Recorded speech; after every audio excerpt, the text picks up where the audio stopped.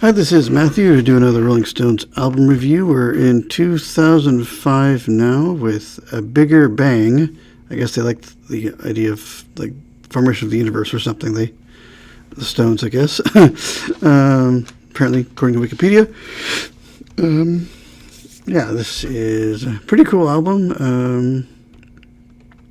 Gets a little political in places, but 20 years away from it, it's not as big a deal to me as it once was. So it was fine to listen to, I thought. Yeah, this is the... fortunately, the last time we're going to have any original material with Charlie Watts on drums. He passes away in 21. Apparently he had throat cancer, and it was kind of around this time period that he found out that he had it. He wasn't around a ton. He did come around for some of it.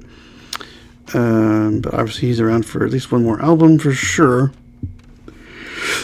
In some way, I think. I think Mick Jagger might have laid down some guiding drum tracks at some point. First time that Mick Jagger plays bass on something is on this album. just the core guys, and then the contract bass player and keyboard guys that we'll mention again. That's really about all that's on this. And that guy that I've been using, I forget his last name, that has been on a few albums now, is helping produce with Mick and Keith again. Doing production work and all that. So yeah, real basic, real roots rock and roll blues type stuff here. So yeah, real basic. Nothing terribly complicated. No horns or any complicated arrangements on this one. Real back to basics. It did really well actually. Had some charting top 40 success with other countries, not here. I think it was positions 2 and 3 in the charts, respectively, for the countries, something like that. Did really well, better than some of them had done recently. So this was a very well thought of album by a lot of people. Yeah, I enjoyed it. Yeah, real basic kind of. So I get that 60s and 70s kind of success, that sound that got them that has done them so well over the years. Yeah, we'll go check that out. And I will mention one other compilation. There are other things, but I'm not going to mention them just because they're so numerous, but we'll get to that in a bit. Our tracks, though, we have Rough Justice, Let Me Down Slow, It Won't Take Long, Rain Fall Down, Streets of Love. That was the big single, and I had heard at the time, and then my mom is a big Days of Our Lives fan. I am now because I started watching it on Peacock and just sort of got hooked in when it went online only. But I remember her telling me they were going to be on there. It was the summer, I think it was the summer. But I wasn't in college anymore anyway, but I was at the house still. And I watched them play on Days. Which to play the song Days of Our Lives. I think it was live. I don't think it was like pre-recorded or anything. I don't know for sure. Apparently they used several tracks from this album around, I guess maybe this period. I haven't heard any since I've been watching, but I think they had a big tie-in with this and them. I'm not sure why exactly. I don't know that my mom would remember, so I don't think I'll ask.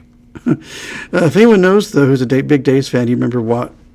Did someone like the Stones a lot? What was the scenario? What was, like, why were they there? They played live someplace and did things. I don't know exactly what the backstory is there. Does anyone know any of that as far as that show goes?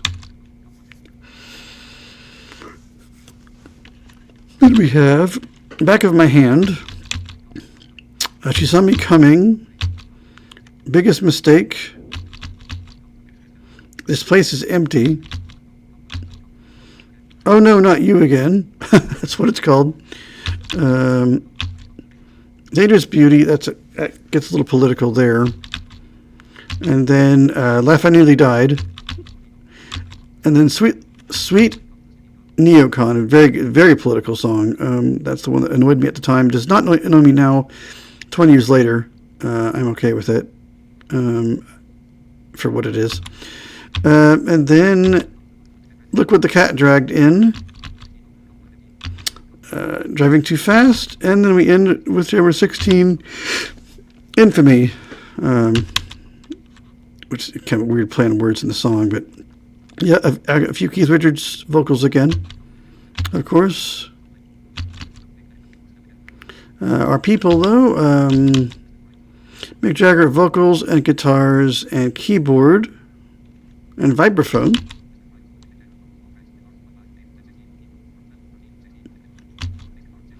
And bass guitar and harmonica and percussion and slide guitar. And it just says production. Keith Richards guitar, backing vocals, lead vocals on 1916. Bass guitar and piano, keyboard, production. Of course, it made Keith plays bass. Me not make, but either way, some unusual bass playing happening from them. Charlie Watts on drums. On everything, Ronnie Woodslide guitar and guitars, and that's it. Additional guys again, Daryl Jones on bass again, their contract bass player. What is he?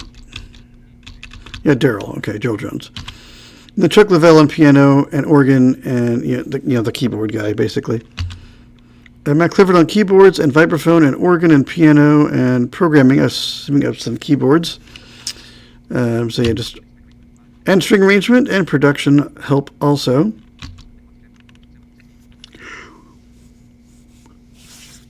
Blondie Chaplin is back on vocals again for backing.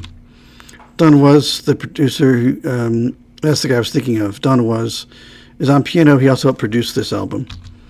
Linda Castro percussion, and then we'll get to production guys. Yeah, Don Was production. Ryan Castle engineer.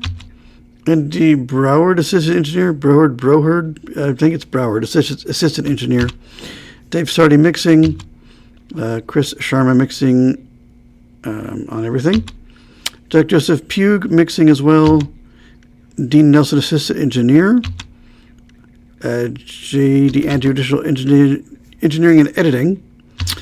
German Villacorda, assistant engineer on some tracks. Peter Beport, guitar technician and demo engineer. He's been around before. Stephen Marcusson, mastering. Stuart Whitmore, digital editor for Marcusson mastering. Tony King, artwork coordination. Nick Knight, photography. Michael Nash, associates, art direction. And that is all of that. It's pretty good, solid album, I must say. Longer than some, but pretty good.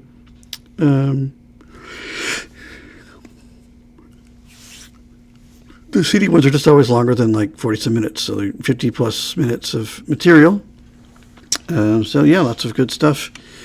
And in the interim, there have been numerous live collections that I won't even get into because there's just so many of them that have come out, different gigs and stuff. There were several singles compilations. There were 3 of them. You had a 63 to 65. Then for some reason a 68 to I think like 70 or something. And then 71 to 06. The first 2 were okay. I don't know why there isn't a 66 to 67 one. There is not. Those are just regular discs. The weirdest one, I think those came out like 04, 05. The 71 to 06 came out, I think, in like 2011 or so, according to Apple Music. That might be a little off. Sometimes it's the one that was in their catalog. Sometimes it's like when they mastered it again. I don't know, but each disc is the single. So you have a lot of wasted space. There's like 30-something discs for no apparent reason. You could have probably shoved it into about 10 or less.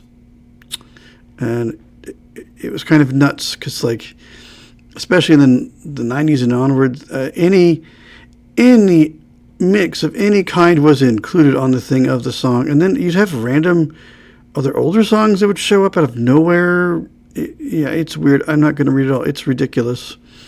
There's a bunch of them. Not all of them are available to stream, at least on Apple Music, probably other places as well. I assume it's all one batch of albums that gets streamed everywhere. I would assume that. I don't know there's any exclusive stuff anymore. There used to be, but I don't think there is now. But it's crazy. It was insane. I looked at them all. There are some cool mono versions of some tracks on the 63 to 65. You might check that out. There's also the Rolling Stones in mono box set. You might look that up if you want to hear mono versions of everything. That would be a one to look at if you were curious. That kind of thing is out there. I'm going to jump to one called Grrr. Yeah, Grrr. Grrr from 2012. That was the 50th anniversary year. There were 3 versions. And I never could figure out which one to buy, so I never bought it. I think I know which one I would want now. I couldn't figure it out at the time. There's a 40-track version, a 50-track version that adds more tracks, and then also an 80-track version that adds even more tracks, which is way better than the other two, and I'm going to read that version just because that's the one I would buy. It is chronological. There are some weird edited versions of songs that people really didn't like. That's also why I didn't buy it, but it's the 80 one's pretty solid. I think it's 4 discs. I think it was 4 discs. It was 2, and I think the 50 was 3, and this is 4, the 80-track version, I believe, something like that. But I'm going to read out the 80-track one just because it's the better of the 3. Yeah. Because the other ones, you're just lacking something, and you're like, oh, I wish they had, Yeah, but that's what this one's for. I'm going to read that one just because it's going to repeat so much, and yeah, I'm going to only read the one version just so we don't talk forever and, yeah, boring everyone to death. So I'm only going to read the 80-track version of Grrr. Disc 1 has Come On, I Want to Be Your Man. That's so cool to have those two together. That's so great. Not Fade Away, the Buddy Holly one, which was so great from them. It's a neat version. That's How Strong My Love Is, the Royce Redding one. It's All Over Now, which is great. Little Red Rooster, I love that version anyway. The Last Time, I Can't Get No Satisfaction. Heart of Stone, great choice. French, I can't stream this. I can stream the live version that they put out later, but this, no. I don't understand why, because it should be available. I don't understand why I can't stream this. I would love to see just what was mono and stereo and such, but Get Off of My Cloud. She Said Yeah, which is that's kind of an unusual one. I'm Free, which is great. Play With Fire, I love that song. Time Is On My Side, I don't know which fits the organ or the guitar version because I can't check it. At least not right now. I did try to look again, I could not find it. Just live, which doesn't do me any good because I want the studio cuts, not the live ones. 19th Nervous Breakdown is next. Paint It Black. Have You Seen Your Mother Baby Standing in the Shadow? She's a Rainbow, which is great. Under My Thumb. Out of Time. As Tears Go By. You were doing so well. You were chronological, then you stopped being chronological, but oh, whatever. It's here. Disc 2. That was 21 tracks, of course. Let's Spend the Night Together. Mother's Little Helper. We Love You, which is great. Dandelion is also great. Lady Jane, I'm glad that's included because it wasn't on the others. I was like, where's Lady Jane? Flight 504, I believe that was, I think from this, also the psychedelic stuff. 2000 Letters From Home definitely is. Ruby Tuesday. Jumpin' Jack Flash. Sympathy for the Devil. Child of the Moon. Salt of the Earth. Honky Tonk Women. Midnight Rambler, I don't know if it's the live or the studio version, and there's no times given, so I don't know. I can't tell from that. Give Me Shelter. You Got the Silver. You Always Get What You Want. Interesting about that, if you go to that 71, which one is that one? The 68 to 71, the single that whole choir thing is gone. It starts with that guitar part. Just weird. I prefer it the other way. It would be so weird to hear that random. It just doesn't work. It doesn't transition right. It just kind of starts. It doesn't sound right to me. Just my thoughts on that. Street Fighting Man, Wild Horses. That is all 19 of those tracks. Disc 3. Brown Sugar. Pitch is next. Tumbling Dice. Rocks Off. Yeah, none of that stuff was on the other sets. So I like the bitch rhythm and the horns and stuff. And Rocks Off wasn't on there either. Happy. Did you do Heartbreaker? I think it's on the 40 track one though, but it's also here. Angie. It's something rock and roll, but I like it. Dance Little Sister. Fool to Cry. Respectable. Miss You. Shattered. Faraway Eyes, that weird country where he's trying to be a southern accent guy and do a country song. It's great. It's great. You got to hear it. You got to hear it once, at least. Beast of Burden. Emotional Rescue. Dance Part 1. Not to be confused with Part 2 that was that, like, outtake thing. She's So Cold, which is awesome. Waiting on a Friend. Neighbors. Disc 4, that was all 20 tracks there.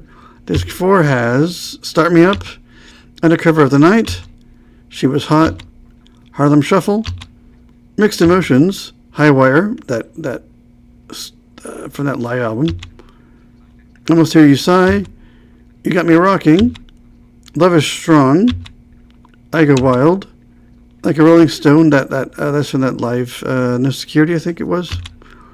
Anybody seen My Baby? Saint of Me, so both great singles from Bridges to Babylon are on this one and not on the other. Just Saint of Me was not included at all. It is on here. The other two tracks just had. Has anybody seen My Baby? That's annoying. Don't Stop, which was a newer track, of course. Rough Justice, Rain Fall Down, Streets of Love. So we've got some Big Bang representation here, Bigger Bang. Plunder My Soul. Doom and Gloom was a new track, I believe. Plunder My Soul, I think maybe is 2. And One More Shot, I know is new. Those two are new, at least.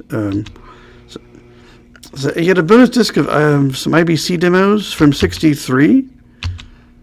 Diddly Dadly. Roadwinner. See, I'd love to hear this demo disc. I'm annoyed. I want this demo disc. I want to hear how the early, doing anything sound was. Bright Lights, Big City. Honey, What's Wrong? I Want to Be Loved. There's a 7-inch vinyl EP of some BBC stuff. I'm assuming from various programs that they came on live. I assume it's like the Beatles and the Who did, where you'd come on. You'd go in the day before or so and record your songs, and then you'd come in and they would interview you, and then they would play those songs back from the tapes, and that you wouldn't have to play them. You'd done the hard work. You just talk to them, and they play the record of the record/tape of you playing. And yeah, that's how those would work. At least that's how most of them worked anyway, like Saturday Club and some of those shows. But we have some stuff from that. We have there was, I guess it was released as a vinyl because it's side 1. Route 66 was done. Cops and Robbers, and side 2 had You Better Move On and Moon, I Need You Baby. So that was that. So a cool set, if you can find it. I don't know if I can still find GR. My screen reader calls it GRRR, but it's GR. But a weird name, but an interesting collection. But there are some edited versions of stuff. But a cool set anyway. I don't know. I wish I could stream it because I probably would. Just because it's kind of got everything you might want to that point. Obviously, there's 2 more albums, so maybe there'll be a cool 60th anniversary one I can grab later that has like everything on it. That would be great because you could have some of the. Because Blue and Lonesome next is all blues covers. And honestly, I'll probably say it again tomorrow, or when I record this again. But the older Stones just do blues so nicely; it really works. Their voices are suited for it at this point. And then there's one other album after it in 23, which I had forgotten had been that long ago. Because I think I got it after. I think I got it in 24. I think. I don't remember if I pre-ordered it or not. I don't remember. Then there'll be one of the collection. I'll just see if there's any other stuff in between Blue and Lonesome and the album called Hackney Diamonds. I'll see if there's any. I know there's one collection in there that I got from the library. It was actually pretty good. It's a pretty good sampling. I might list it too. Yeah, if you want a complete one for Gateway Collections, I would grab Gurr. If you want just a good sampling, I would grab 40 Licks from O2. If you are new to the Stones or somebody you know likes them and they want a Christmas gift, yeah, get them. Since it's about Christmas now, it's December 18th. So if you are looking for a Christmas gift, I would try to find 40 Licks somewhere if it still exists, or GRRR. Maybe you can find them on eBay. Of course, they can stream them, of course, but if they like physical stuff, maybe you can find it on eBay or somewhere on Amazon, a copy of those. Maybe. I don't know. Maybe they're still around in some form, in hopefully new condition if you can swing it. I don't know. But that's that one. But that is, I would highlight that along with A Bigger Bang. Just, there's so much other stuff in between. I'd never get done. So I don't want to bore you guys. So I won't go through all of those numerous albums of live and the single stuff. And if they'd collected all the singles 63 to 06 in a set, yeah, I might have covered that. But they didn't do it that way. I might have covered it. Be cool to have had it all like that. Because there were some non-album stuff, of course. But I think that will do it for the moment. We'll get into awesome obscure blues songs next with Blue and Lonesome, which I own and love. And I need to go. It'll be great to play it again because I haven't heard it in a while. I played it several times when I first came out, and I think that was a birthday. I think it was a birthday gift for me, from my mom. I think back in 2016. I think it was birthday or Christmas. I forget which one. I think it was birthday. It was so great. But we'll get to the blues covers next. So they'll go way back to their roots and what they listened to as teenagers and early 20-something people. We will get into that next time when I will see you guys in another video.